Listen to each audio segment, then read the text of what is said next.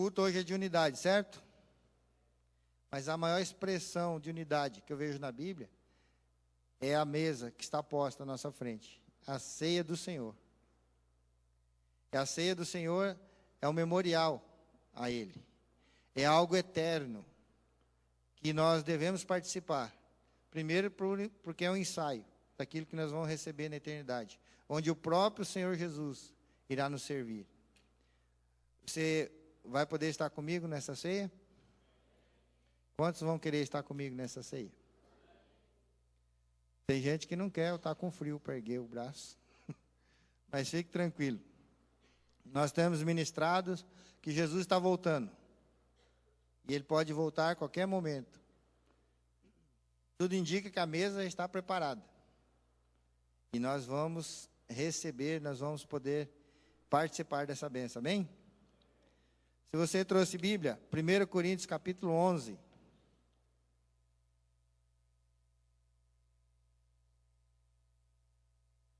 1 Coríntios capítulo 11, versículo 23. Diz assim a palavra. Todos já acharam, amém? Já reclamaram que eu leio muito rápido. Vou tentar ir mais devagar. Diz assim, que o Senhor Jesus, na noite que foi traído, tomou o pão, e tendo dado graças, partiu e disse, isto é o meu corpo, que é dado em favor de vocês. Façam isso em memória de mim. Da mesma forma, depois da ceia, ele tomou o cálice e disse, este cálice é a nova aliança do meu sangue. Faça isso sempre que beberem, em memória de mim. Porque sempre que comerem deste pão e beberem deste cálice, vocês anunciam a morte do Senhor, até que Ele venha. A palavra, queridos, que é imperativa aqui, diz, fazei isso. Isso o quê? Essa participação da ceia. Percebemos que trata de uma ordem de Jesus. E como é uma ordem, nós precisamos participar como cristãos. Fazei isso, Jesus estava falando. E quando que é para fazer? Todas as vezes que comerdes e beber. Alguém comeu e bebeu hoje? Alguém não comeu e não bebeu hoje? Todos comeram e beberam? Certo? Lembraram de Jesus? Quantos oraram para as refeições? Quem tem esse hábito, querido, de orar pelas suas refeições? Entre outras coisas, é isso que o texto está dizendo. Fazer isso. Porque tudo que temos, tudo que recebemos, vem do Senhor.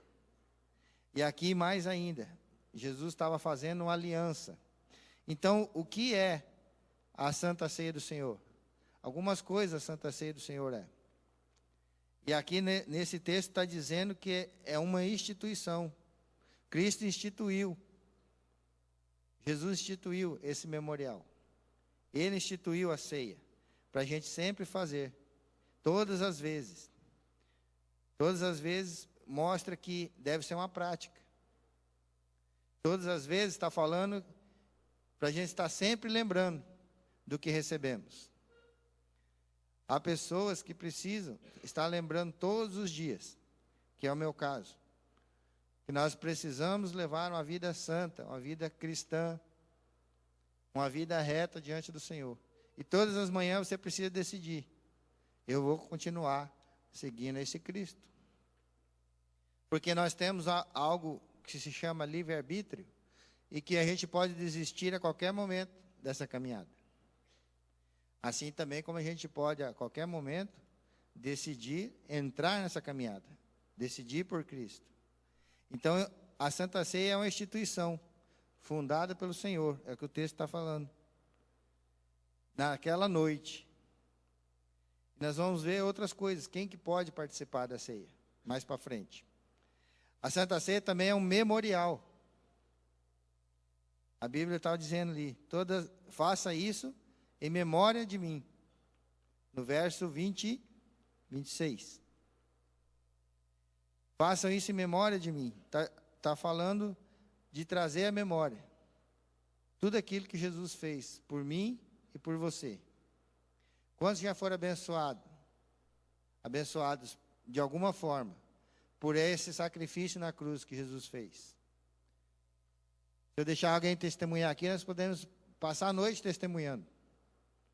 Se cada um disser um pouquinho daquilo que Jesus fez na sua vida. Então isso é algo que precisa ser lembrado. Precisa ser focado, precisa ser ensinado na vida das pessoas.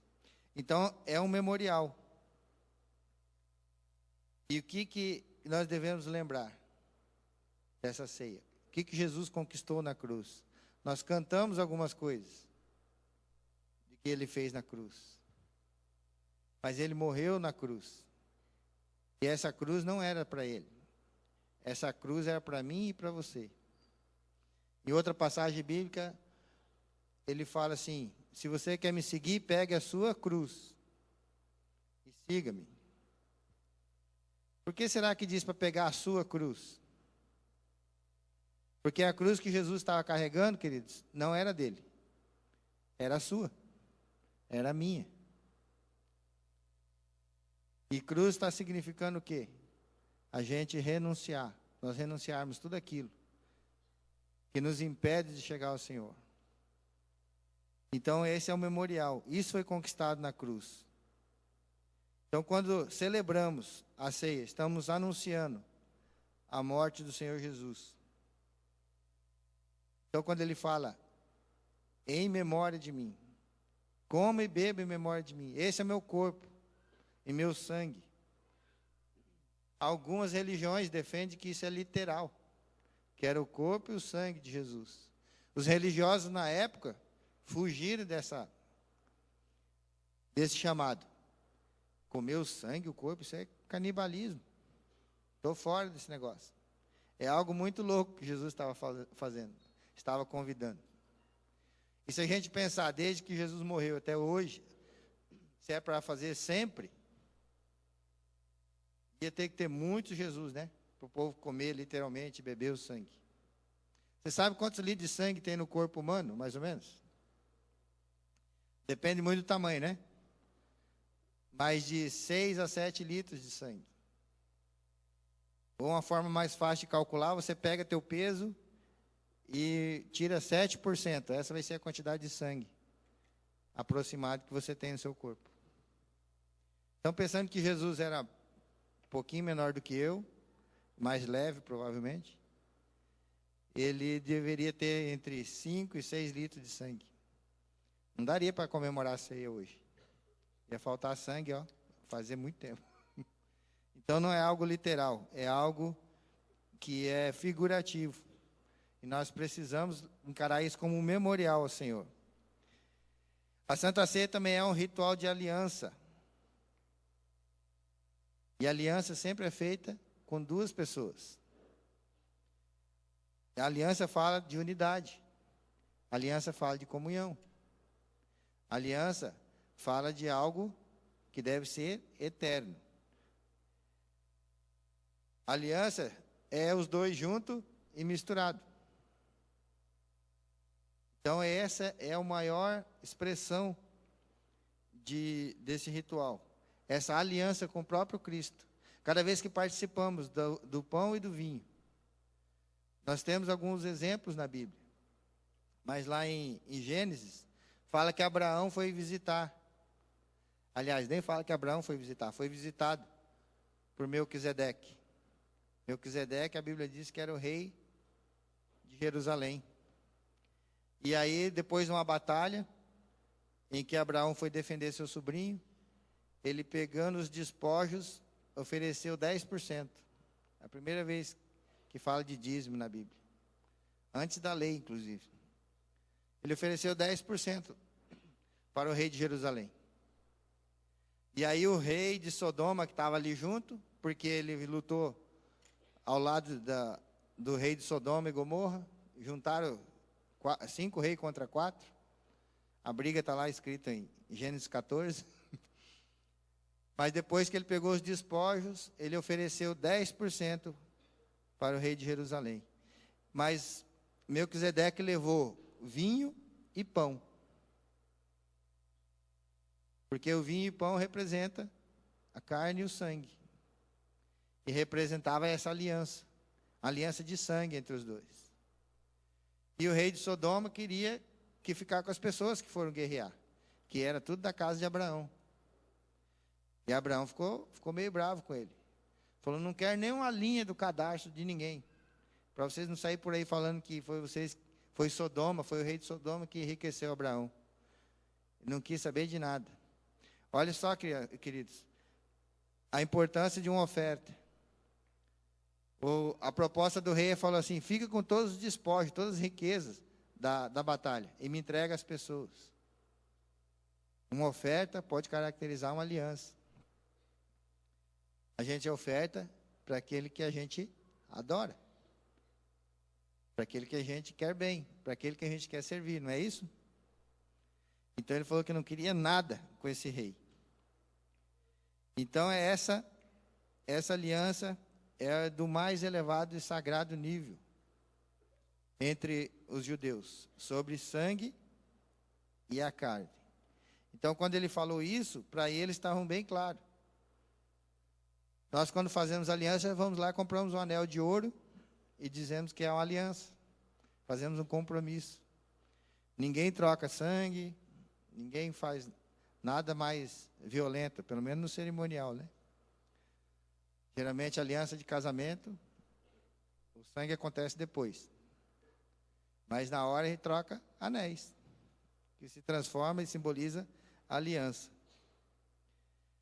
E olha só, em João capítulo 6 fala assim, em verdade vos digo, se não comeres da carne do Filho do Homem, e não beberes do seu sangue, não tendes vida em vós mesmos. Quem comer da minha carne e beber do meu sangue, tem a vida eterna. E eu ressuscitarei no último dia. Pois a minha carne é verdadeira comida, e o meu sangue verdadeira bebida. Quem comer da minha carne e beber do meu sangue, permanecerá em mim e eu nele. João capítulo 6, verso 53. Então Jesus está falando aqui de um ritual de aliança. Então nessa aliança, na Santa Ceia, representa uma aliança. E ela deve ser feita com comunhão. Testemunho de comunhão, unidade entre nós e o Senhor Jesus. Por isso estamos todos juntos. Mas, pastor, eu posso fazer a ceia, a Santa Ceia na minha casa, com a minha família? Não só pode, como deve. Eu posso fazer a Santa Ceia na minha célula, igual fizemos na Páscoa. Quem fez a célula, a ceia de Páscoa na célula? Foi muito bom, né? Muito doce e tal, chocolate. Os elementos da ceia estavam ali. Mas esses mesmos elementos aqui você pode usar. Todas as vezes que fizerem, no memorial a Jesus. Amém, queridos? Amém? Então a Santa Ceia é uma instituição que Cristo formou, é um memorial, é um ritual de aliança. E também é um tempo de comunhão, um tempo de unidade. No tempo dos apóstolos, eles faziam a ceia. E chamavam de ágape, ou festa do amor. E como que era feita essas festas? Muito vinho, muito pão, muito cordeiro. Era festa mesmo. E eles chamavam de festa do amor. De tempo em tempo eles faziam. Então, a gente vê a Bíblia chamando essa festa de festa do amor. Por quê? Onde a gente expressa a unidade, onde a gente expressa a comunhão, onde a gente tem as coisas em comum. E aqui eu quero trazer um desafio para vocês. Você descobrir, dentro de pessoas que você não tem muito relacionamento. A gente tem muitas vezes relacionamento nas nossas células. Né? Dentro do nosso quadradinho, às vezes a gente conhece bem as pessoas. Mas tem irmãos aqui dentro que já há 1 ano você vê ele para lá e para cá e você muitas vezes não sabe o nome dele. Tem alguns queridos que vêm, ficam um tempo sem vir, voltam e você não sabe quem ele é. E a gente precisa gerar essa comunhão na nossa família, na família Ceifa. Quer ver uma outra coisa que traz unidade e comunhão? E eu quero pedir isso aqui em público. A irmã Zélia tem um problema lá na casa, que ela precisa de um engenheiro formado que possa assinar um projeto. Não é isso? Não é isso, irmã? Ela precisa fazer um papel na prefeitura e está precisando de um engenheiro que assine. Eu falei, parece que tem lá na minha igreja. Eu não sei quem tem diploma de engenharia. Alguém aqui tem um diploma de engenharia? Agora não vou erguer a mão não, pastor, vai me dar serviço. Se você conhece alguém, querido, na sua célula, de repente, que pode ajudar nisso, né, e totalmente abençoado para isso, tá? Depois me procure e nós vamos encaminhar para isso. É uma forma de conhecer mais. Lá nessa casa, o Raimundo não está aí, né? O Raimundo foi lá levar seu testemunho. O João, e junto com o Raimundo e outras pessoas, estão dispostos a fazer uma célula naquele lugar, onde aqueles homens estão sendo cuidados de várias maneiras, mas precisa de algo mais de Deus. Essa é uma forma de comunhão com o reino, de estar unido nesse propósito. Amém, queridos? Então também a ceia é um tempo de comunhão. A ceia também é um ato e traz consequências espirituais para mim e para a sua vida. Paulo, na carta aos Coríntios, fala sobre isso. Pode ser um tempo de bênção e um tempo de maldição, ou um tempo de maldição. Ah, pastor, eu sabia, por isso que eu tenho medo da ceia. A gente tem que se examinar, tem que ser digno. É ensinado muito por aí. Se não formos dignos, não podemos participar. E daí eu vou lá e eu morro se eu comer aquele negócio. Vamos ver o que o texto diz, queridos. 1 Coríntios capítulo 10, verso 16. Porventura o cálice da bênção que abençoamos não é a comunhão do sangue de Cristo? Ou o pão que partimos não é a comunhão do corpo de Cristo? Paulo está falando. O cálice da bênção que abençoamos. Por quê? Porque aqui tem um cálice que tem suco de uva dentro. E a partir do momento que nós abençoarmos, ele se torna o sangue de Cristo. Literalmente? Não, figuradamente. Mas é um ato simbólico. Então a ceia é uma bênção espiritual para a sua vida. A ceia é para te trazer cura. A ceia é para te trazer a memória, tudo que já foi, que você recebeu de Cristo e o que Ele tem ainda para você. Então a ceia é onde a gente provamos todo tipo de bênção. Na cruz, queridos, foi conquistado toda a provisão. Tudo aquilo que você necessita para ser cada vez mais livre, mais feliz, mais próspero e cumprir o chamado do Senhor, na cruz de Cristo a provisão. Você crê nisso? Você pode aplaudir o Senhor por isso? Glória a Deus.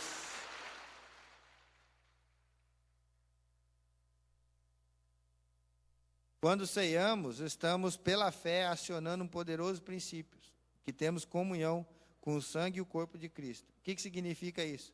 Ele derramou o seu sangue. Jesus, ao derramar seu sangue na cruz, fez a remissão dos nossos pecados. Ele pagou todo o preço na cruz, pelo meu e pelo seu pecado. Quando derramou, nós podemos ser curados. Logo que participamos disso, queridos, estamos provando que tipo de bênção? A purificação dos nossos pecados, através da cruz de Cristo. E também a proteção do Senhor. Lembra em Êxodo capítulo 12, quando o cordeiro foi morto e foi passado nos umbrais da porta? Da mesma forma, Cristo foi crucificado no madeiro, para que quando o anjo da morte, quando a morte, o perigo rondasse você, ele chegar à porta da sua casa, à porta do seu trabalho, à porta de onde você estiver, ele vai ver o sangue de Cristo e ele bate em retirada. Essa é uma proteção de que a Bíblia está falando. Apocalipse também fala sobre isso. Então, pastor, o que significa ter essa comunhão com o corpo? Isaías 53, capítulo 4 e 5, diz que Ele carregou sobre si todas as nossas enfermidades.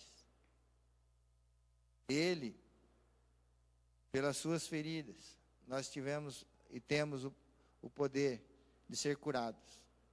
Por tudo aquilo que ele pagou, inocentemente, o preço mais caro da face da terra. Ah, mas a salvação, pastor, não é de graça? A salvação é pela graça, mas não custou muito caro para Deus. Custou o que ele tinha de melhor no céu. Custou a morte do filho dele, que não tinha pecado algum. E aí, por isso, eu e você podemos ser sarados e curados. Amém? E a gente vê Paulo explicando e falando muito disso na carta de Coríntios. E por que ele usa palavras tão duras às vezes, né? Sobre essa obra redentora de Cristo. Falando que a gente precisa participar de uma forma reverente diante do Senhor, da ceia. Nós precisamos participar de uma forma que agrade a Deus. Porque o povo em Coríntios, eles iam para outros cultos, outros templos, adoravam outros deuses, e depois chegavam diante do Senhor na ceia. Por isso que Paulo fala para examinar. Examine-te a ti mesmo. E esse examinar está falando para que não tome do cálice do Senhor indignamente, a palavra diz. E é isso que às vezes confundimos. Ah, mas quem que é digno de participar? Se você se acha digno de participar, porque você orou demais, porque você jejuou, porque você está sentindo cara, aí que você não deve participar. Agora, se você não quer participar porque você acha que você é muito sujo, porque mentiu, porque fez tudo errado, a graça de Deus está falando para examinarmos a nós mesmos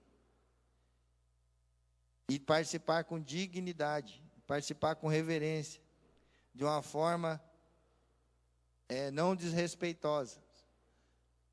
Porque esse povo de Coríntios ia para outros cultos, adorava outros deuses, celebrava em outros lugares, e depois chegava diante da ceia do Senhor e participava como qualquer coisa. Ah, vamos lá comer um pão e um vinho. E muitos davam escândalo. Aí Paulo fala, ó, se vocês estão indo para lá, porque era a festa do amor, então a comida rolava solto. Tinha muita comida. Mas aí, queridos, eu não sei com quem que eles aprenderam, se tinha pouco crente naquela época. Mas eles avançavam em cima da mesa, uns comiam demais, outros se embriagavam, a Bíblia fala. E alguns voltavam para casa com fome. Aí Paulo teve que ensinar até isso, ó, se comam em casa antes de participar da ceia. Então está dizendo aqui também que é para fazer em casa e também junto nos cultos. E quando que é maldição, pastor? Se eu participar errado da ceia. A Bíblia não fala especificamente ou mostra essa palavra maldição. Mas a questão da desonra, participar indignamente, ou desonrar, ou fazer pouco caso dessa mesa, pode te trazer consequências ruins, né? De um modo desrespeitoso. 1 Coríntios capítulo 11 está falando sobre isso. Por isso, aquele que comer o pão e beber o cálice do Senhor indignamente, será réu do corpo e do sangue do Senhor. Examine-se, pois, o homem a si mesmo, assim como do pão e beba do cálice. Pois quem come e bebe sem discernir o corpo, come e bebe juízo para si. Eis a razão pela qual entre vós há muitos fracos e doentes, e não poucos que dormem. Porque se não julgássemos a nós mesmos, não seríamos julgados.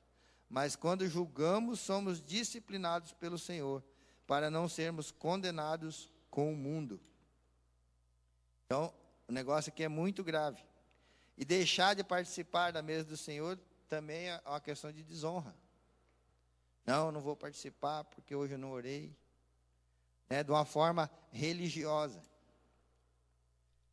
Então, nós precisamos, queridos, ter esse entendimento de que o corpo e o sangue de Jesus nos purifica. é um memorial, foi instituído por Ele. E isso traz cura sobre nossas vidas. Isso traz força sobre nossas vidas. Isso traz alegria, traz vida, literalmente. Amém?